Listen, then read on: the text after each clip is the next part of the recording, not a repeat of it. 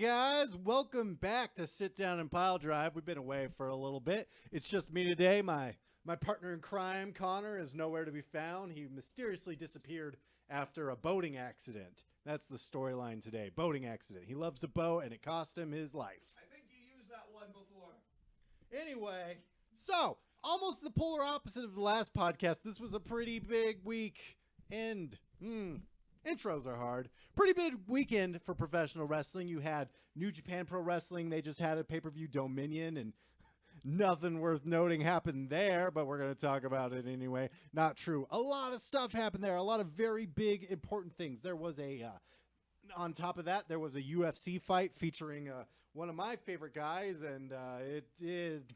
We'll talk about it, but I'm not going to be singing any happy songs or anything about it. Some Twitter fights, which are lame, but it's worth talking about, and some other stuff. So let's get right into it. First off, CM Punk and WWE finally went to trial against each other. CM Punk a few years ago was on a podcast talking about the reasons for his leaving when he walked out of the WWE back in 2014, and he was very critical of their medical staff, and one doctor in particular, Chris Amon. He had a lot of stuff to say, including things about misdiagnosing concussions and just general bad doctoring. That's a word, bad doctoring. The doctor in question did not really care for what he had to say, so he slapped a defamation lawsuit on him. It took a little bit for it to go to trial, but finally, the week of CM Punk's second UFC fight, it finally went to trial. And we learned a lot of stuff. We learned that CM stands for Chick Magnet. He said it under oath, so it's the truth.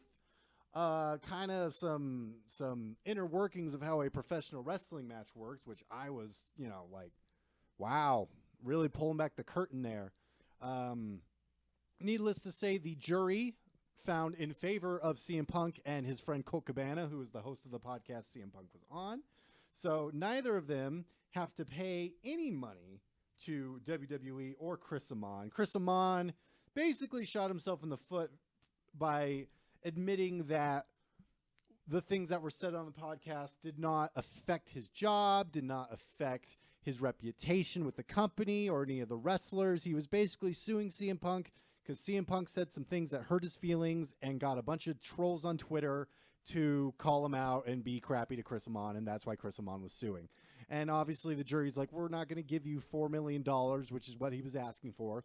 We're not going to give you $4 million for boo-boo hurt feelings. And CM Punk won, and Colt Cabana won, and they don't have to give him $4 million. So the next thing CM Punk had to look forward to was his fight against Mike Jackson. Both of them were 0-1 before the fight. CM Punk's first fight, as we all know, he lost in like 2 minutes and 23 seconds to Mickey Gall.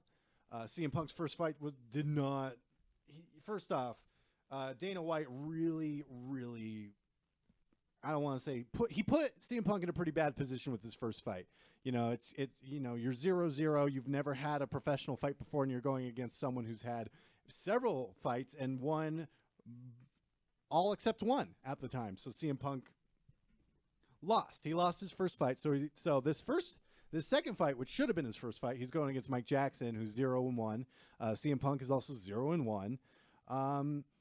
Seemed like CM Punk might have a better chance of winning.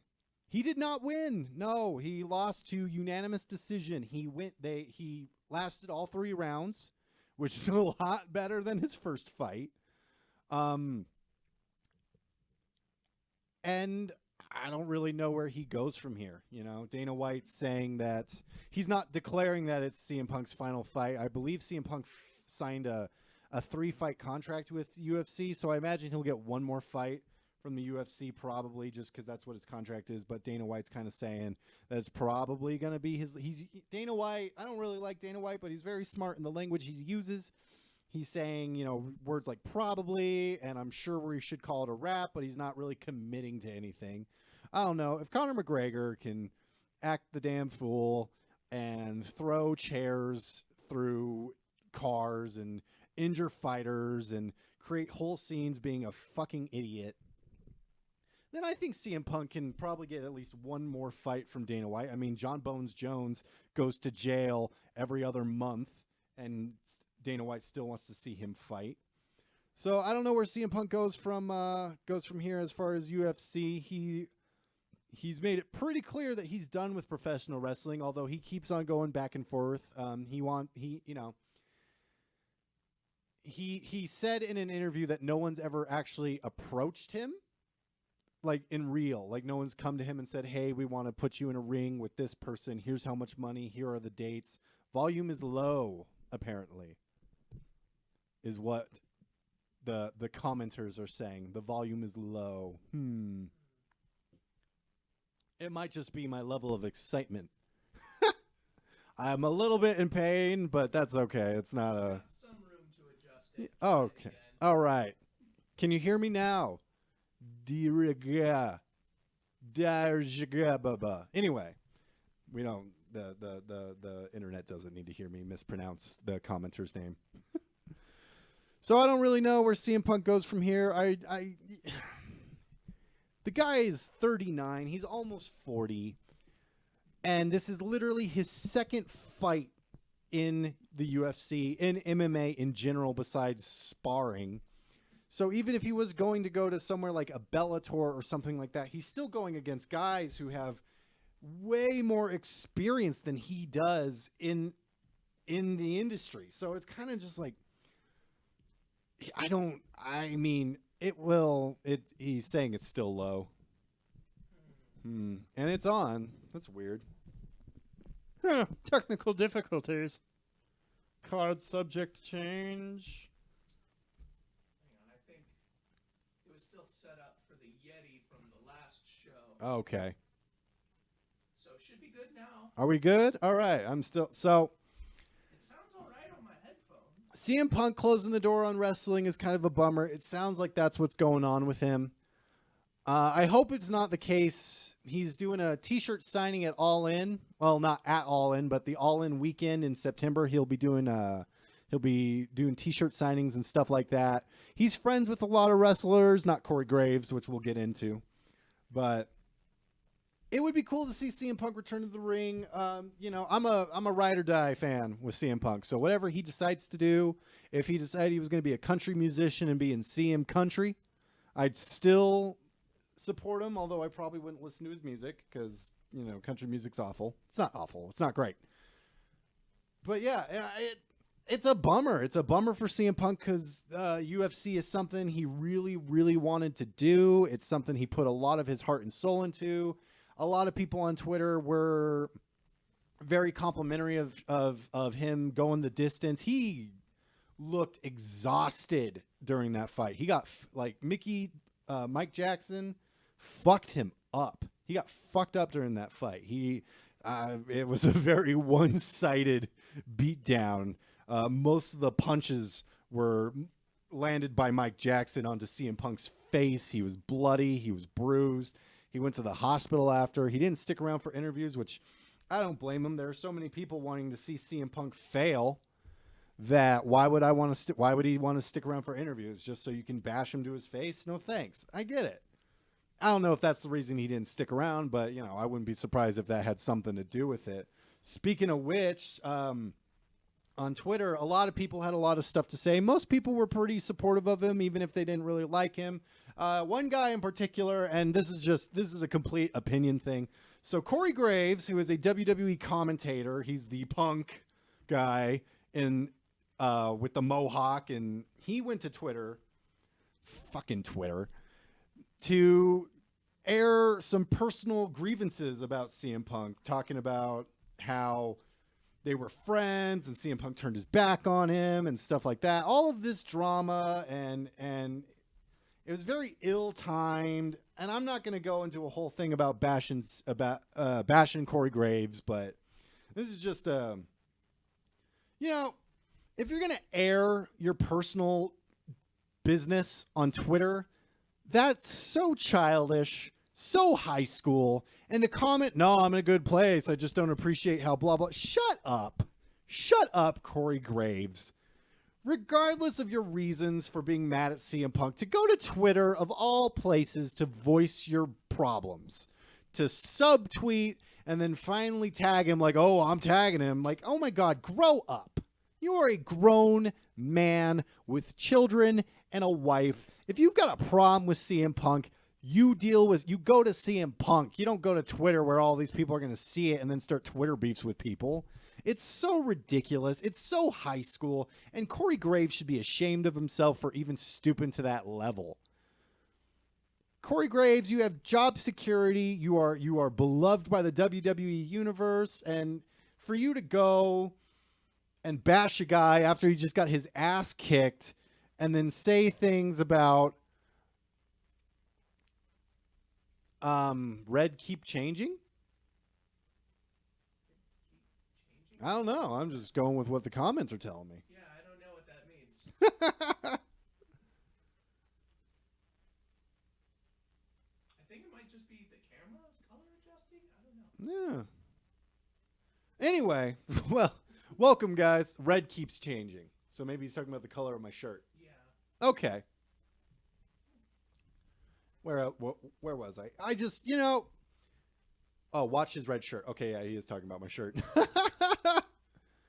Corey Graves. I have no idea how I could possibly fix that. I think it might just be the color balance of the camera is changing because of those lights in the back. Yeah. Turning those up. Okay. I don't know. It's a shame. It's a shame that Corey Graves, who is well paid, has a wife and kids, a job, he does what he loves, except for him to go to Twitter and bash a dude for whatever reason. It doesn't matter. He might be 100% justified in being pissed off at CM Punk. I'm not saying he shouldn't be pissed off at CM Punk, but whatever reason he decided to do this, I mean, just don't go on Twitter. Be a grown-ass man. That's all I've got to say about that. Next up on news, and I had a discussion about this today. Go away, PC Tech Hotline. I don't want to deal with you. My computer, it's a gateway. It's so shameful. So Hulk Hogan, I don't know if you guys know this, but Hulk Hogan is a very famous professional wrestler. He was in he went back to the WWE back in 2014. He was the host of WrestleMania 30.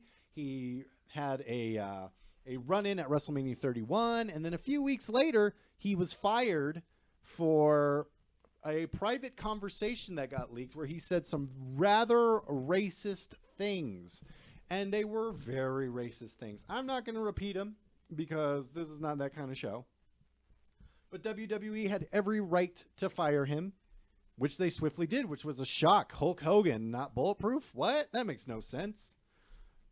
And ever since he got fired, he's done everything he can to make it he's made it very clear that he really wants to get back into the WWE. He doesn't want to go to any other wrestling promotion that might want him. He is WWE true, if that's the phrase.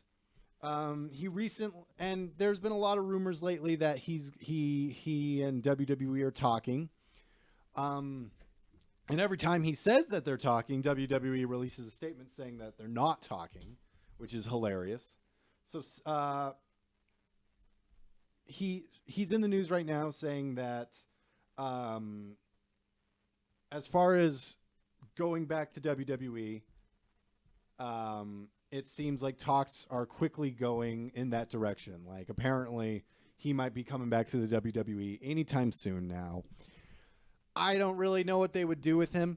I don't really see the point in him coming back. Even as a nostalgia act, it kind of makes no sense because that era is over 30 years old now. The curtain is pulled on Hulk Hogan as far as backstage politics. I mean, the only people who wouldn't know that kind of stuff about him are kids, and most kids aren't going to be huge Hulk Hogan guys because that's not the era they grew up with. That's not who they know. That's not what they know. They just, they know of him. They don't know anything about him, and they don't know any reason to cheer for him. And honestly, Hulk Hogan, as much as he carried the WWE on his back, quote unquote. He had a lot of guys. He had a lot of famous wrestlers helping him along the way. I mean, without Roddy Piper, the Iron Sheik, Macho Man Randy Savage, Ricky Steamboat, Ric Flair, Abdullah the Butcher, fucking Paul Orndorff, Bob Orton, Mr. T. You don't have Hulk Hogan without those guys. They WWE was very smart in while using Hulk Hogan, they built an entire division to support Hulk Hogan and make him the guy. And then he went to WCW and politicked his way into being the guy. And even when the audience didn't want him to be the guy, he was like, no, brother, I'm still the guy. So if he's coming back to WWE, it's not for anything other than to be in the WWE. They're not going to give him that last match. At least I hope not. They're not going to give him, he's already in the Hall of Fame, so they can't put him back in the Hall of Fame. Maybe for an NWO induction, they might do something like that. I wouldn't be surprised. The NWO is probably going to be in the... I would imagine the NWO, because they just trademarked some NWO-related stuff, the WWE. I wouldn't be surprised to see the NWO in the Hall of Fame this year, which, good for them. Whether or not they were great for the wrestling business in the long run remains to be seen, because I think they started a very bad trend in professional wrestling of the dominant insider fucking stable where, we take over and no one can ever get over on us, because that's real heel heat, is when the heels legitimately piss off the audience through booking, not through actions, but through pure booking, to go, that's heel heat. No, that's not heel heat. That's bookers being douchebags and pissing off an audience. Don't piss off the audience intentionally, heels. Although,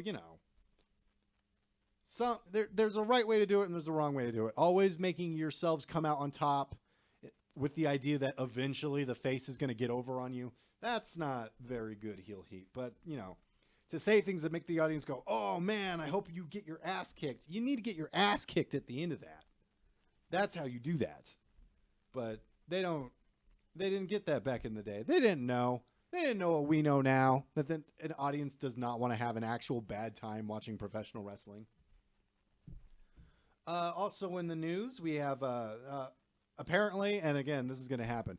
We always, there's always these rumors that the WWE is launching fake news, if you will, to get the dirt sheets, guessing at what's going to happen. But with Roman Reigns, who we all know I'm a huge fan of, who we all know I can't get enough of, Roman Reigns is going to be the rumor for SummerSlam, the second biggest pay-per-view WWE does. There's WrestleMania, Royal Rumble, Survivor Series, and SummerSlam.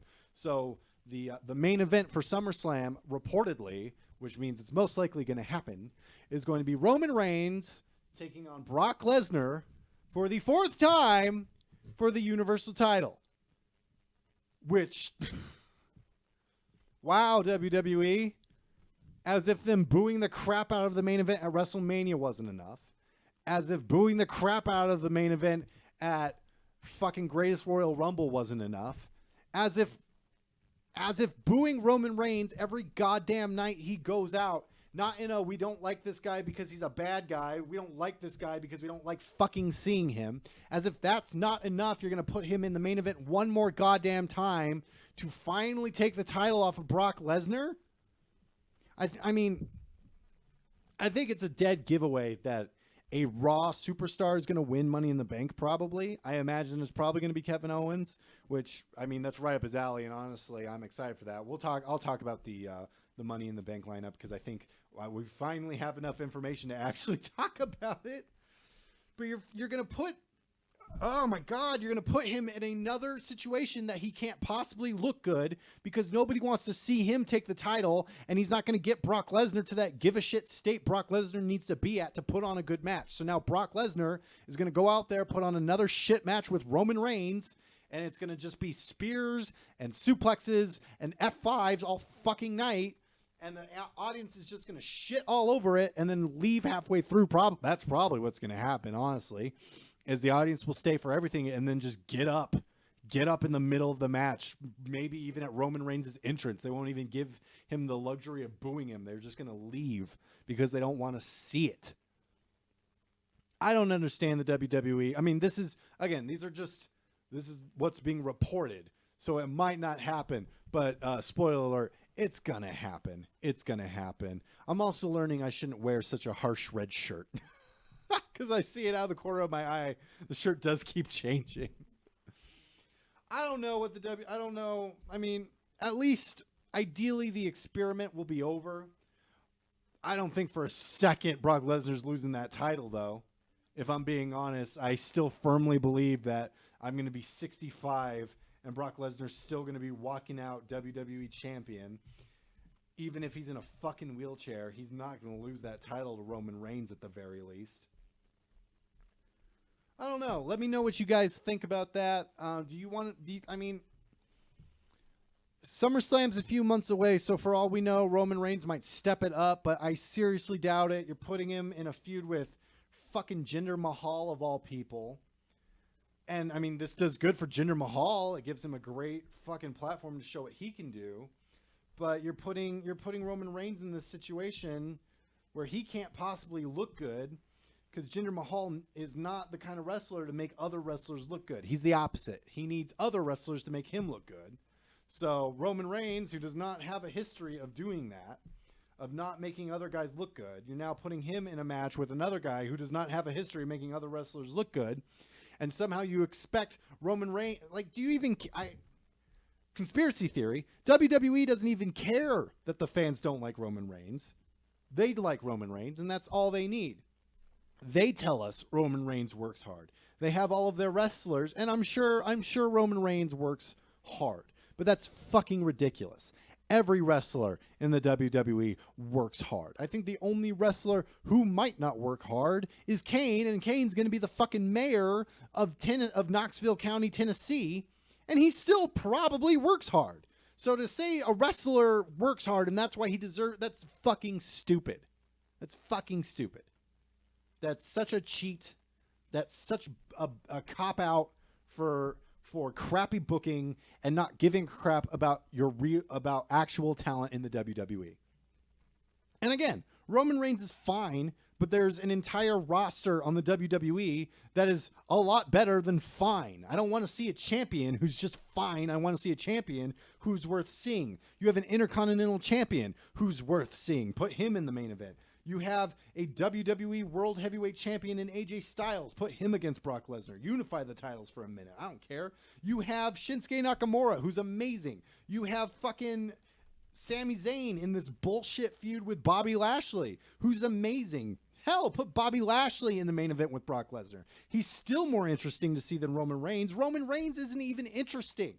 He's fine, but he's not interesting. I want to see interesting things happen. I want to give a shit about the WWE again because New Japan Pro Wrestling is kicking WWE's ass as far as entertainment, as far as being an entertaining show to watch with drama and tension and things that make me go, God, I want to know what happens next. I don't care half the time what happens next.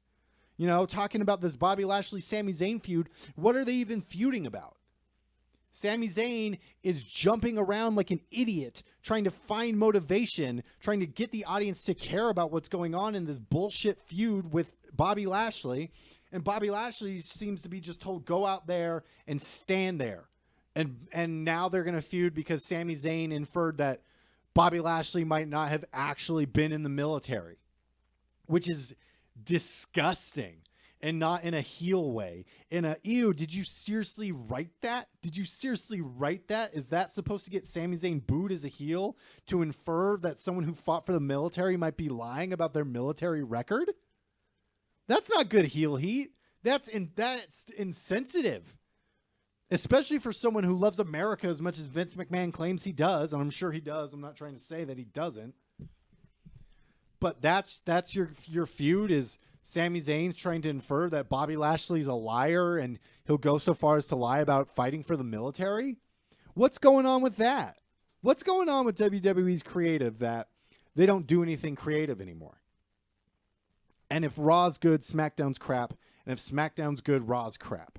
You're the biggest wrestling promotion in the entire world.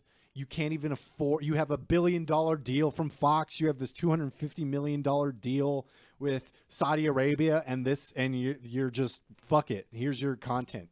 This is what you get, WWE Universe. You get whatever the hell we want because we're not interested in being the best wrestling promotion. We're just interested in being another wrestling promotion, except we're not a wrestling promotion. We're an entertainment promotion. Okay, then be entertaining because you're not even doing a good job in that. I'm just so full of rage with the WWE sometimes. Thank God for NXT, but then I have to watch all these great NXT people go up and get wasted on the main roster unless their name's Elias. Or Ember Moon, who's surprisingly doing really well. I remember a few podcasts ago, I was very worried about how well she would do, and she's killing it. I think they figured out, don't give her promos, just let her wrestle, and the rest will work itself out. Oh, well, that's egg on my face. Good job, Ember Moon. You're doing it. I'm just waiting for my computer to load, and then I'll do Money in the Bank talk, and then I'll talk about New Japan Pro Wrestling. I'm super excited about it. They had an amazing show. A lot of great stuff happened, and we'll talk about some positive wrestling news, guys. I'm so sorry to be such a bummer half the time when I'm talking about WWE. You guys deserve positive wrestling conversation. Instead, I give you negative. I'm so tired of the same old crap from WWE. All right. So, as far as I can tell, the card for Money in the Bank is finally done. I think it's like, let me see when it is. I'm guessing it's like a week away. It's June 17th. Yeah. Yep. So next Sunday is Money in the Bank. As far as I can tell, the card is done, and I won't go. Obviously, this is not in order and stuff like that, but we'll be talking about. Let me tell you guys what to look forward to. First up, we got Daniel Bryan taking on Big Cass. Daniel Bryan probably going to win. I imagine he'll win. I think it's safe to say Big Cass's punishment is over. But it's Daniel Bryan, and they probably want him to re-sign. I imagine he'd re-sign anyway, but what better way to convince someone to re-sign than book him to be pretty dominant? And the loss won't hurt Big Cass, but I do feel a loss would hurt Daniel Bryan. And he needs to, Daniel Bryan, he's going against, Samoa Joes and stuff like that. Daniel Bryan needs the win. It'll go to Daniel Bryan. Up next, we got Seth Rollins taking on Elias. Unless they plan on putting Seth Rollins in the main event scene again, he's going to be carrying that Intercontinental title for a long time. It's kind of, I would imagine it's his consolation prize for not being named Roman Reigns. Here you go. Here's your title. Carry it. We'll let you put on 5-star matches with your opponents, but you're not going to be in the main event. So Seth Rollins will retain. He will beat Elias, who doesn't need the Intercontinental title. And that will be the end of that. After that, we got Bobby Lashley taking on Sami Zayn. And, oh, God, I hope this is the end of this terrible feud to begin with. Like, I really hope it doesn't go much further than this. But Bobby Lashley will most likely win. And then I hope they give him something to fucking do. I really hope they give him a character or something, some reason to care about Bobby Lashley other than just coming out and smiling and being the go-lucky, happy baby face. Because Bobby Lashley's got a lot of personality. He's a big dude. He's a strong dude. Give him something. Give the audience a reason to give a crap about him being out there. Because they're not even really doing that right now. It's kind of sad. And then I don't know what they do. Sami Zayn, I love Sami Zayn. He's a great wrestler, but this character they have him right now is awful. It's obnoxious, not in a fun way, not in a way that wants me to keep watching. He just jumps up and down. He's got this fucking smug little smile. And some of it works. But right now, whoever the hell is writing him doesn't know what they have. And so they just keep... God, I can't even begin to tell you guys how bad this feud with Bobby Lashley's been so far. And if Sami Zayn wins, it just means it's going to continue. And I don't want to see this continue at all. But I'm also going to go on a wild guess and say they don't have anything really for Bobby Lashley to do. So I wouldn't be surprised if Bobby Lashley lost just so they can justify continuing this feud. I don't know. It's a mess. Then we got Bludgeon Brothers taking on Luke Gallows and Carl Anderson. Bludgeon Brothers will probably win. I don't really see them doing anything with the club. And plus the Bludgeon Brothers are a Vince McMahon creation, which, as we all know, is the thing Vince McMahon likes. Is if he made you, you're gonna do well. If he didn't make you, you're not gonna do so well. Man, I'm being hella negative right now. You know what? The club wins. There we go. There's a positive. They finally give Luke Gallows and Carl Anderson the respect they deserve, and they beat the Bludgeon Brothers, and they carry the SmackDown Tag Team titles. After that, we got Roman Reigns taking on Jinder Mahal. I'm going to say Jinder Mahal wins. You know, that way they can continue this feud up until SummerSlam, where Roman Reigns will win the fucking title from Brock Lesnar.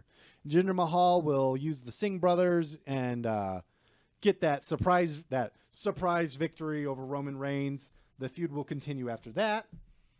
And Roman Reigns won't have to outperform anybody because God knows he can't. He thinks he's one of the best talkers in the industry. It makes no sense. Who is giving Roman Reigns this reason to have an inflated opinion of himself? He's going on and saying John Cena and the Usos are the only people who can stand up to him on the mic? It's fucking stupid. Unless that's his character saying stupid wrong things, which would probably be a better character than his character is now. I'd love that. Delusional Roman Reigns. That's his new gimmick. Up next, Carmella's going to be taking on Asuka, and Asuka's going to win. It would be real dumb, really dumb if Carmella beat Asuka. Unless they find some way for Carmella to cheat, which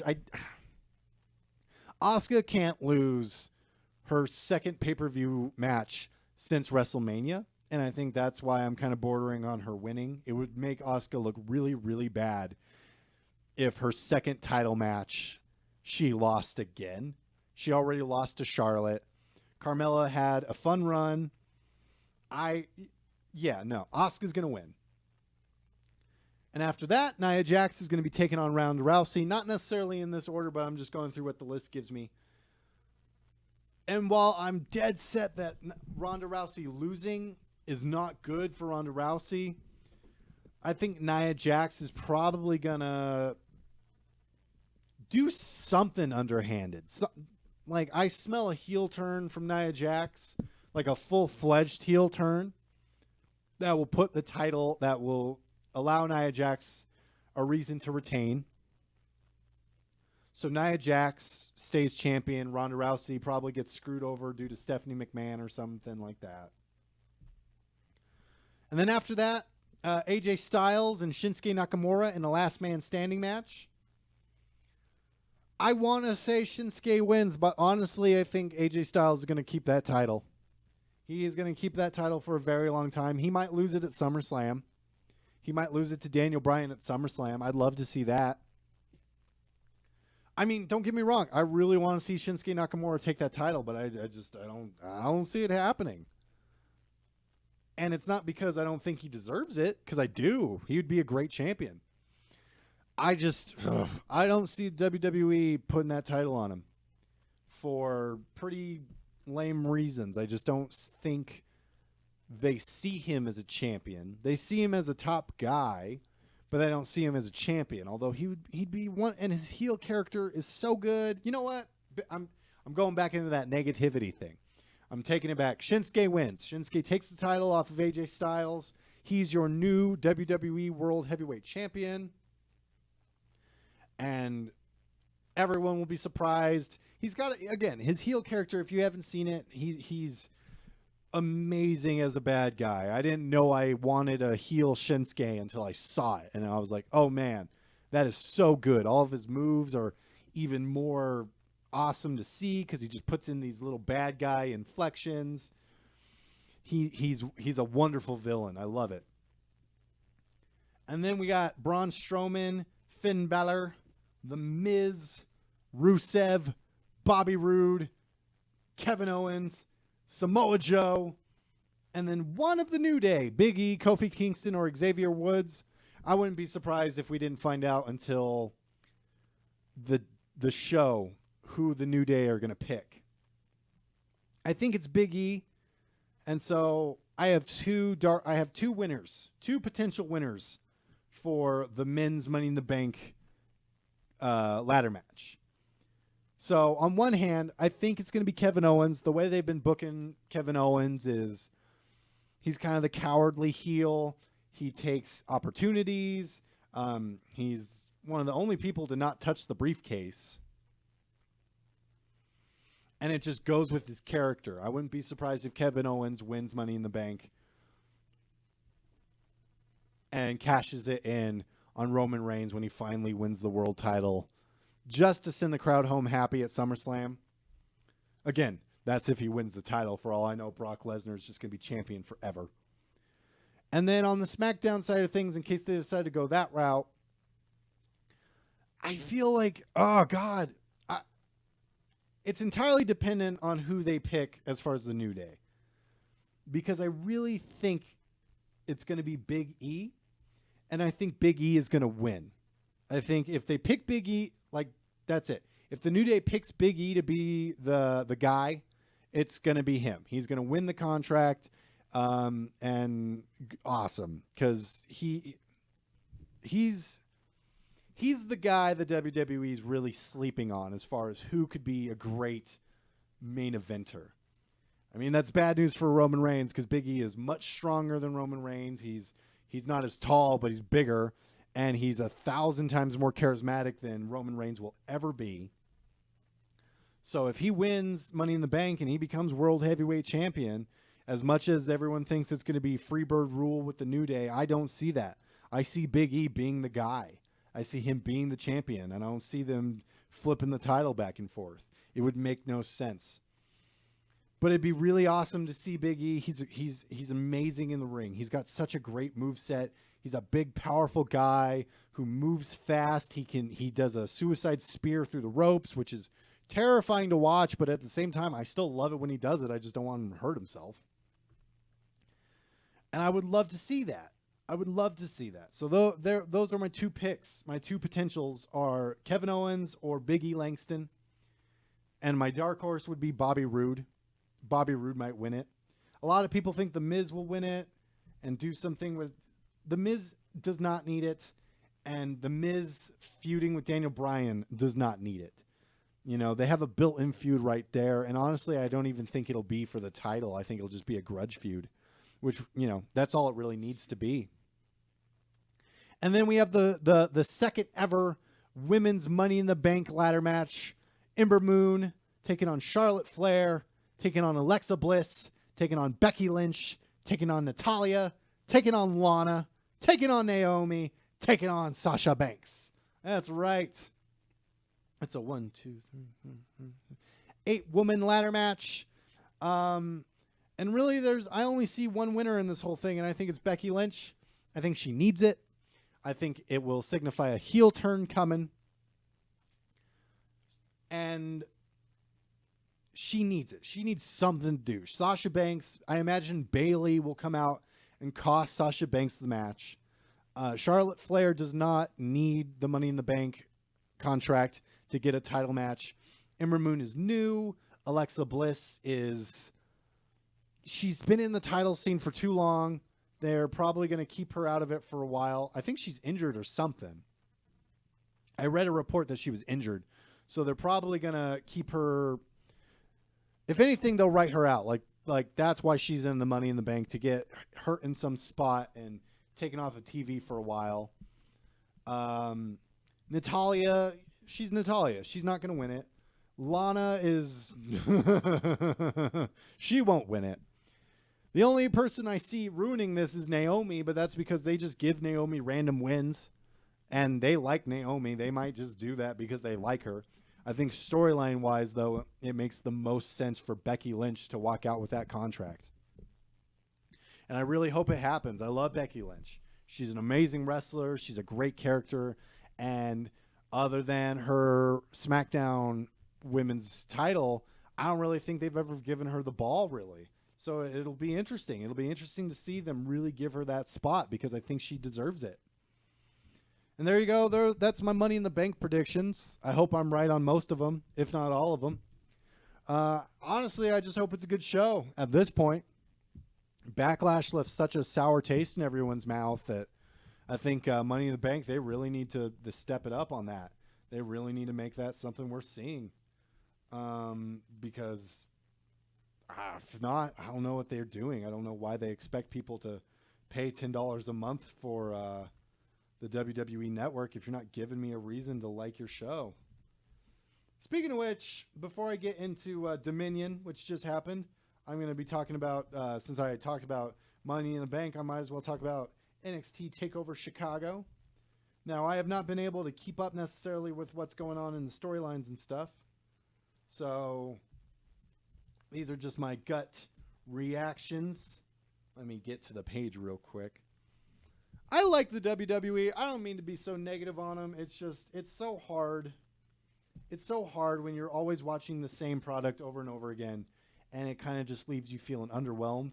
One prediction I will say about TakeOver Chicago is CM Punk won't show up. So, first up, we got the Undisputed Era taking on Oney Lorcan and Danny Burch. The Undisputed Era will walk out champions. They won't, Oney Lorcan and Danny Burch, they're not dropping those titles. Not for a very long time, at least. Then we have Shayna Baszler taking on Nikki Cross for the NXT Women's Championship. Shayna Baszler is probably going to win the match. I think Nikki Cross... I don't know if Nikki Cross is staying. I don't know if she's staying in NXT. She might go up to SmackDown with Sanity. They might just be keeping her for this one match just to give Shayna Baszler... a worthy opponent. I mean, for all we know, Shayna Baszler might drop the title, then move up to Raw because she's ready. She's ready for the main event, but we won't know. But I don't see Shayna Baszler dropping that title. Then we have Ricochet taking on Velveteen Dream. Ricochet will probably win that match. He's going to be the next Finn Balor, so he needs to do well. And Velveteen Dream is the kind of character that can eat losses. He doesn't need to win a lot or at all. So I imagine, it's going to be a great match. Ricochet is one of the greatest high flyers in the world, and Velveteen Dream is so freakishly athletic that he can do anything in the ring, really, if he wanted to. So it's going to be a real good match. I'm excited for it. And then we have Tommaso Ciampa taking on Johnny Gargano in a street fight. Johnny Gargano won their last match. I don't know if this is the continuation of the feud, though. That's the one thing is I want to say Johnny Gargano will win the match because I imagine this is probably will be the end of the feud. I wouldn't be surprised.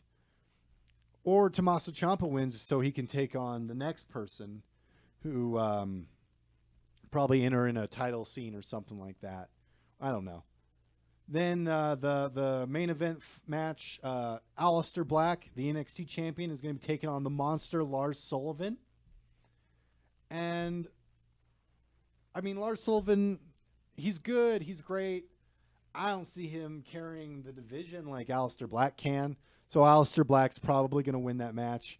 I think because there were rumors that Lars Sullivan was going to be taking on Andrade Cien Almas back at NXT New Orleans, but then he got hurt. So they replaced him with Aleister Black. And if I had to guess, Lars Sullivan would have won that title just to drop it to Aleister Black. So, two birds, one stone. Aleister Black retains. And NXT TakeOver Chicago is probably going to be a really good event. I'm excited for it.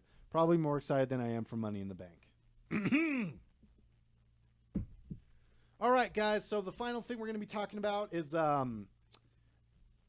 New Japan Pro Wrestling just had their big Dominion pay-per-view. And a lot of stuff actually like newsworthy happened. You had Kenny Omega taking on Kazuchika Okada. Killing it on that one. I can say Kazuchika Okada. I can say the shit out of that. Tetsuya Naito took on Chris Jericho, the GOAT, the greatest of all time. They had a match for the Intercontinental title. You had the Young Bucks in their first heavyweight match taking on Evil and Sonata. A lot of stuff happened. We'll get into it. So, first up, you had El Desperado and Yoshinobu Kanemaru. Ooh, I think I said that right. Taking on Sho and Yo of Roppongi 3K. And it was a pretty short match. It was the opener. It was a good way to get the crowd into it. El Desperado and Yoshinobu. Yoshinobu, I say that 5 times fast. They won with they got the victory. Really quick match just to kind of get the fans into it. Standard, jumping off of stuff. A lot of kicks, a lot of running back and forth, a lot of hitting the ropes. After that, David Finlay and Juice Robinson took on Yoshihashi and Jay White. Jay White is your New Japan United States heavyweight champion. But shockingly, he ate the pin from Juice Robinson. Your New Japan Pro Wrestling United States heavyweight champion is eating the loss. He's the one who gets the pin against Juice Robinson. So it looks like Juice Robinson's probably going to be challenging Jay White for the United States title. And I imagine Juice Robinson probably is going to win. Jay White, I think, took the title off of Kenny Omega just to take the title off of him. I mean, good for him. It's a huge win on his part. He took on probably one of the best wrestlers in the world, and they felt it was appropriate to have him go over. Good for Jay White, but, I think Juice Robinson taking the title off of him is good. Juice Robinson paid his dues, and he'll do the title proud in case they in case that's the direction they go.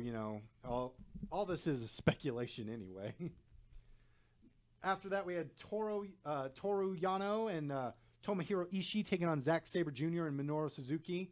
A good chunk of this match was just Suzuki and Ishii beating the shit out of each other. So I think that's going to be a feud moving forward. Zack Sabre Jr. and Minoru Suzuki picked up the win. I still think eventually Zack Sabre Jr. and Suzuki are going to have a match against each other, but good for them. I'm hoping this leads to some good stuff for Zack Sabre Jr. This is obviously leading to a thing between Suzuki and Ishii. That's going to be a very hard-hitting affair. It's going to be a very violent feud if it happens. Hold on, my computer's flipping out. Technical difficulties. After that, we had a triple threat that you don't really see in New Japan. They don't really do triple threat matches, but Hiroki Goto took on Michael Elgin, taking on Taichi. And, there were a lot of rumors that New Japan Pro Wrestling was upset with Michael Elgin. This was for the Never Openweight Championship. Michael Elgin had a lot of heat on him for complaining about other wrestlers and some other backstage stuff. But obviously, whatever it is, if it existed anyway, it's water under the bridge, because Michael Elgin is your new Never Openweight champion. I know. I am surprised. Actually, that's kind of the theme of this is a lot of your titles were given to Western wrestlers, which is surprising for a Japanese promotion to have most of their champions be not Japanese. A lot of people are assuming that this is New Japan showing they're serious about expanding their brand into the United States and elsewhere, not just New Japan. And if that's the truth, well, then they're doing a good job, because we're here talking about it. After that, we had Sonata and Evil taking on the Young Bucks. The Young Bucks just announced a couple months ago that they were going to be moving into the heavyweight division. That's how you do it in New Japan. You don't just do something, you have to declare it. So they declared they were moving up into the heavyweights. They started beefing up. A huge story in this match was I think it was Matt Jackson, his back problems, and Nick Jackson's leg problems. And normally they work pretty bad guy. They do a lot of bad guy stuff, and they do a lot of bad guy moves to get the audience to boo them, which never works because, I mean, you know, if you want to be a bad guy, don't be the most entertaining wrestlers on the fucking roster. Young Bucks, don't do that if you want to be booed. Anyway, so the Young Bucks went over. They are now your New Japan, your IWGP Heavyweight Tag Team Champions, as well as your Never Openweight Champions. So good for the Young Bucks. They won with a more bang for your buck, which is that's the move that made him famous, as Don Callis on commentary said. A lot of good stuff on this. They try to do a Meltzer driver, which is their big smarky move, where one of them gets a wrestler into a pile driver position, and then the other will get onto the ropes, do a springboard flip, and then it'll be like a spike pile driver, but it's a great move, and the audience gets super into it. But they didn't do that move. They tried to do that move, and it failed because Nick Jackson couldn't do the springboard because his leg was so messed up. A lot of real good storytelling goes into Young Buck matches. Definitely check them out. After that, Jushin Thunder Liger, Hiroshi Tanahashi, and the debuting Rey Mysterio took on Marty Scurll, Hangman Page, and Cody of Bullet Club. It's good to see Rey Mysterio kind of showing shades of old Rey Mysterio. Rey Mysterio is, he's a legend. He's been wrestling for over 2 decades, probably more. He was at one point probably the best cruiserweight in the entire world. He's a world heavyweight champion, a surefire Hall of Famer wherever he goes. And so this is his first match ever with New Japan Pro Wrestling, and he lost. He didn't eat the pin. Tanahashi. No, was it Tanahashi? No, it was Jushin Thunder Liger. He ate a crossroads from Cody. Bullet Club, if there are Bullet Club anymore, who knows? Won the match. They beat 3 Hall of Famer, three legends in the wrestling world, as Cody Rhodes went to Twitter later to talk about it. But Cody, after the match, attacked Liger, and then Mysterio attacked him back. So we'll probably see Cody taking on Rey Mysterio in New Japan, which will be probably a good match. I love them. They had a really good match at WrestleMania 27. How weird we're going to be seeing them wrestle each other at in a New Japan setting. That'll be fun. After that, Will Ospreay took on Hiromu Takahashi. I love saying that one, Takahashi. Oh boy, when your jaw hurts, it's hard to say, but I still love saying it. In a match for the IWGP Junior Heavyweight Championship, Takahashi just won the Battle of the Super Juniors, so he is the most Super Junior.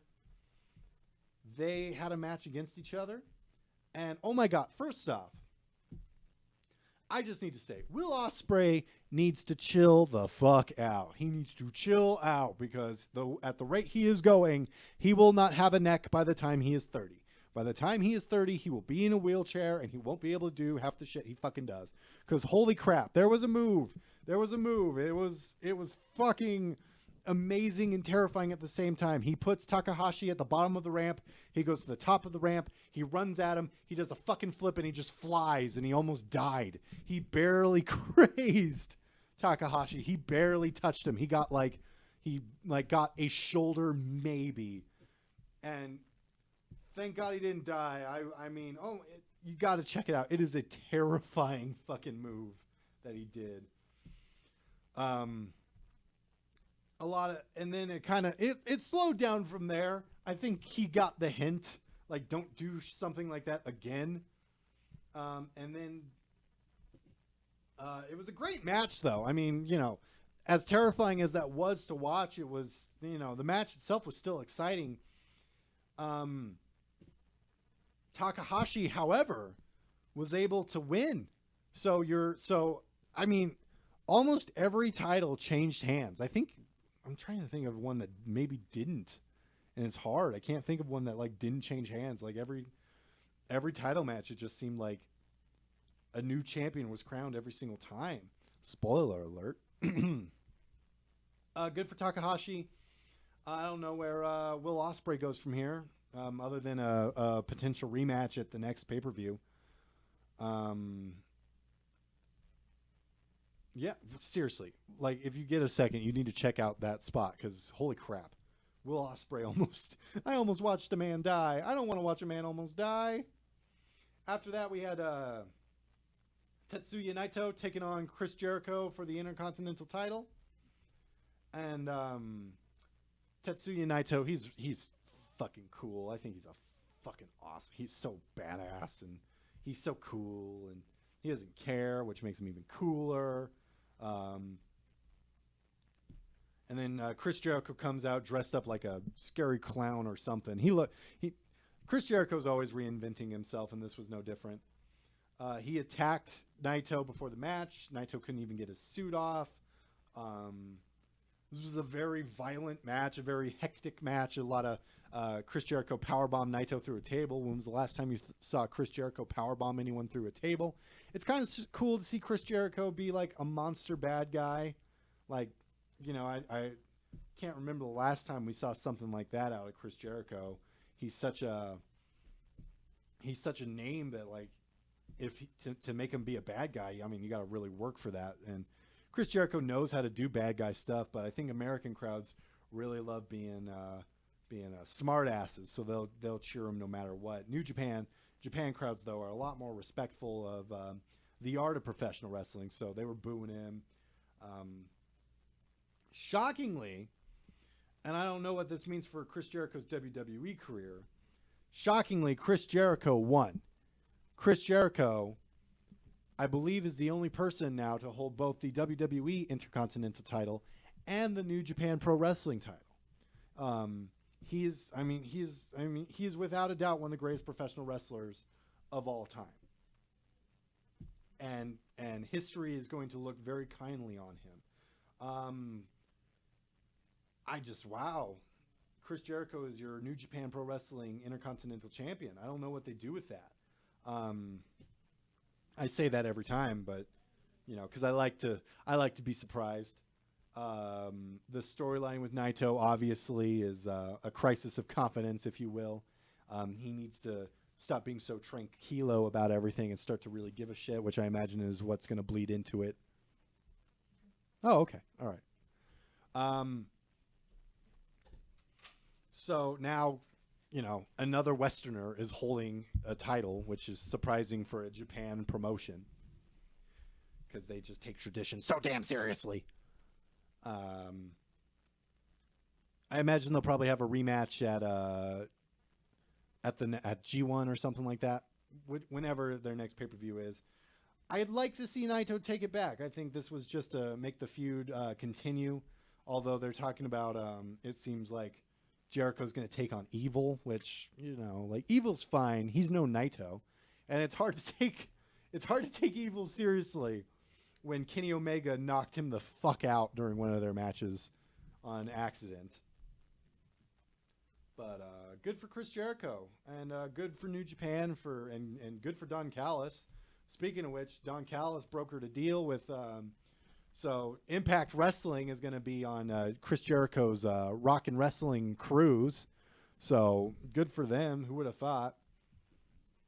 So after the Intercontinental Championship match, we finally have our main event, our 2 out of 3 falls, no time limit match between Kenny Omega, the Cleaner, taking on the Rainmaker, Kazuchika Okada.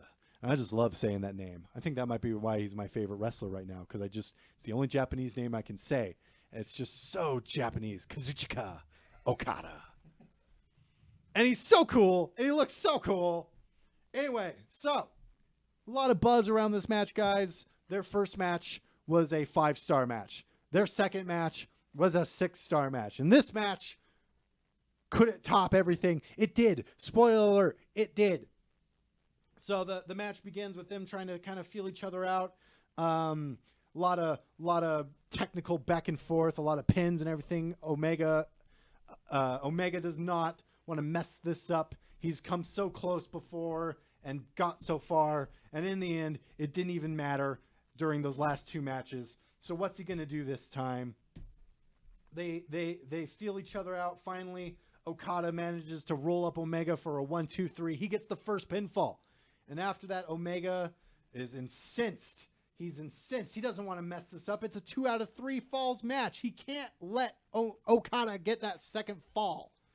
And Okada, on the other hand, is pretty cocky after that. And that just fuels Omega's fire. He's furious. He's not going to let Okada do it again. So, I wasn't expecting Omega to hit the one-winged angel until maybe the 3rd fall. I knew he'd get the 2nd fall because that's how a 2 out of 3 falls match works. Is one guy gets a fall, the next guy gets the other fall. Uh-oh, who's going to get that tiebreaker fall? So Omega hits the one-winged angel to get the 2nd fall. So now it's down like, uh-oh, it's sudden death. Anything can happen. This match, ladies and gentlemen, went over an hour. One match went over an hour. That's like me talking for an hour by myself. It's unheard of, but I'm doing it. I'm doing it for you guys. I'm doing it because I care. They went back and forth, a lot of kicks, a lot of brutal spots. They were fighting in the audience. They were fighting outside of the ring. They were fighting in the ring. And then finally, Omega hits one more one-wing angel. I almost said Rainmaker. God damn. Omega hits yet another one-winged angel to get the second 1-2-3. And Kenny Omega, the guy from Winnipeg, the reject from WWE's OVW developmental system. He is your new New Japan IWGP heavyweight champion. And oh my God, the Young Bucks came out. They hugged him. It was emotional. It was a great victory. Omega then took the microphone and told people that he's going to do wrestling his way. It was an amazing sight to behold. Good for him. It's awesome. My usual viewer, my usual partner in crime thinks it's this whole storyline where he's going to lose the title back to Okada. And he might. I mean, Okada is probably the best champion New Japan Pro Wrestling's ever seen. You never know. But in the meantime, good for Kenny Omega. It was a great pay-per-view, guys. I think the worst match might have been a 4-star match. Oh, no. A 4-star match is your worst match? That sounds like a great pay-per-view. Definitely check it out. Go to NewJapanProWrestlingWorld.com. You got to pay to see it, obviously, but it's well worth it. That's it for today, guys. Thanks for tuning in to Sit Down and Pile Drive. Sunday is our new time, 4 to 6. Make sure you check it out during those times. Thank you, guys. I'm Connor. Have a good night.